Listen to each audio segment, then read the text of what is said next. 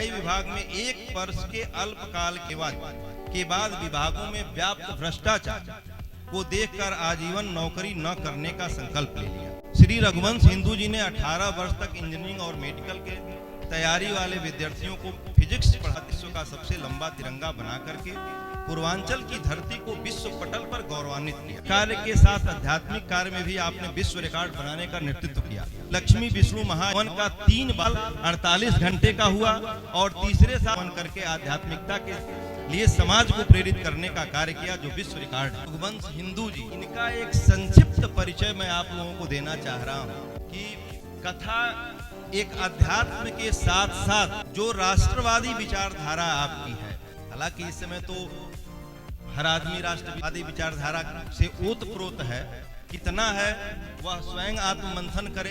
श्रीमान व्यासपीठ पर विराजमान कथा व्यास श्री रघुवंश हिंदू जी ने अपने जीवन काल में विभिन्न क्षेत्रों में प्रतिमान और सम्मान हासिल किए हैं, जो सोचने और समझने पर आश्चर्यचकित कर देने वाला है।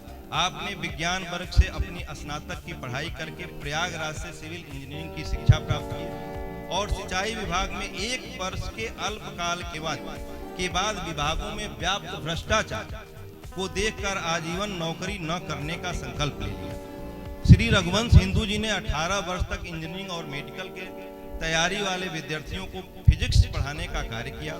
बचपन से आध्यात्मिक और राष्ट्रीय विचारधारा रखने वाले श्री रघुवंश जी ने देश की आजादी में बलिदान हुए शहीदों के सम्मान के लिए नेताजी सुभाष चंद्र बोस जी को अपना आदर्श बनाते हुए विश्व का सबसे लंबा तिरंगा बना करके पूर्वांचल की धरती को विश्व पटल पर गौरवान्वित किया। वर्तमान समय में आपके संरक्षण में 16 किलोमीटर लंबा तिरंगा है, जिसका वजन लगभग 15 क्विंटल है। भारत में जब जब तिरंगे की बात होती है तो आपके माध्यम से पूर्वांचल का मान बढ़ता है। आपने गोरखपुर में 23 जनवरी 2019 को 13 किलोमीटर लंबा और सिद्धार्थनगर में 23 जनवरी 2021 को 15 किलोमीटर 100 मीटर लंबा तिरंगा यात्रा निकाल करके विश्व कीर्तिमान बनाने का नेतृत्व किया। दैनिक जागरण के समाचार पत्र के विश्लेषण में भारत के भाग्य विधाता का सम्मान देते हुए भारत के चंद महत्वपूर्ण लोगों में स्थान मिला। आपने नेताजी सुभाष चंद्र बोस जी को समर्पित भारत के प्रथम नेताजी सुभाष चंद्र बोस चालीसा के भी रचना किया, जो आज YouTube चैनल इत्यादि पे प्रसारित है और सम्मान पा रहा है। शहीदों के सम्मान में आपने पूरे पूर्वांचल की साइकिल से यात्रा करके एक साइकिलिस्ट होने का भी सम्मान प्राप्त किया। राष्ट्रीय कार्य के साथ आध्यात्मिक कार्य में भी आपने विश्व रिकॉर्ड बनाने का नेतृत्व किया। लक्ष्मी विष्णु महाहवन का 3 बार, पहली बार 27 घंटे लगातार रात दिन हवन हुआ, दूसरे साल 48 घंटे का हुआ और तीसरे साल लगातार 81 घंटे का महाहवन करके आध्यात्मिकता के लिए समाज को प्रेरित करने का कार्य किया, जो विश्व रिकॉर्ड है।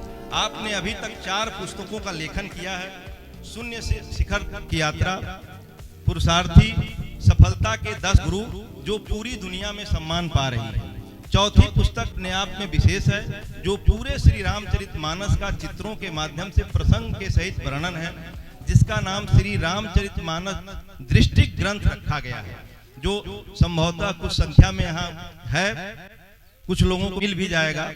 आपने पूरे श्री रामचरितमानस का अक्षरशः वर्णन लगभग 9 माह में 250 एपिसोड में YouTube पर व्याख्या भी पहली बार किया। इसे क्रमशः देखा जा सकता है। आपके बाबा श्री ब्रह्मलीन राम शरण दास जी श्री अयोध्या धाम भक्ति आश्रम के संत थे, जिनकी बचपन से प्रेरणा पूरी हुई तो और श्री राम कथा के रूप में इस मुकाम पे पहुंच गई। तो ये एक संक्षिप्त परिचय है आपका।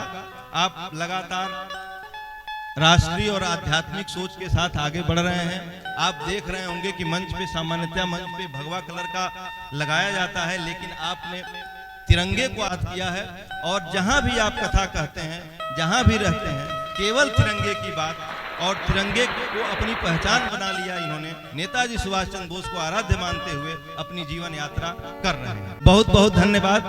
कथा व्यास जी का जो है सम्मान हम लोग करेंगे।